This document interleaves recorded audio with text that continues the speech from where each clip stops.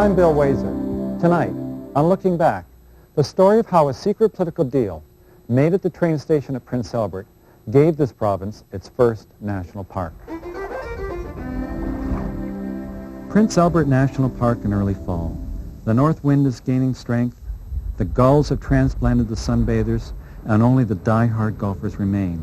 But there are still few places in the world more beautiful at this time of year. Saskatchewan's playground is celebrating its 70th birthday this year. But back in 1928, its creation had nothing to do with preserving nature and everything to do with saving a politician in trouble. William Lyon Mackenzie King, the guy on our $50 bill, was Canada's longest-serving Prime Minister. But in 1925, King lost his seat in Ontario. He needed to find another place to run if he was to continue as Prime Minister. King eventually got a call for Prince Albert. The MP for the area was willing to step aside so King could run here. But there was a catch. When King arrived by train for his nomination meeting, he was met by a delegation of local Liberals, and they told him that in exchange for their support, they wanted a national park established at Waskesiu. Jim Sanderson's grandfather, James Sanderson, was a true grit, one of the Liberal power brokers in Prince Albert. Everyone knew the group had been lobbying hard for the park, but very few ever found out about the secret deal. It's one thing to run, and it's another thing to get the votes to get elected. You have to give something, to hold out something to the voters out there to get their votes. And the park, I think, was the bait. The deal was struck.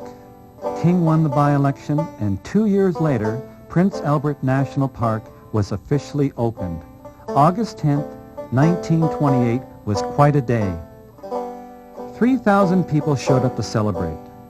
The first lobstick tree was cut, an Indian symbol that meant the chief was on his home ground. The chief, of course, was the guest of honor.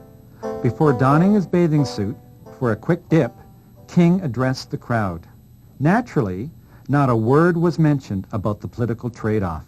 Here they had the Prime Minister of Canada there to open the park. They had people all brought in.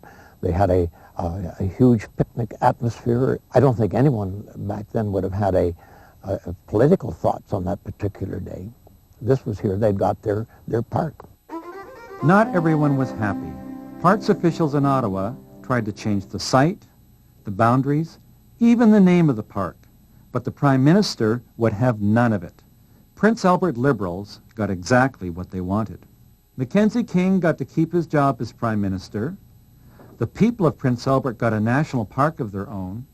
And the secret deal that made Saskatchewan's playground possible became part of our province's history. For the CBC NewsHour, I'm Bill Waiser in Prince Albert National Park.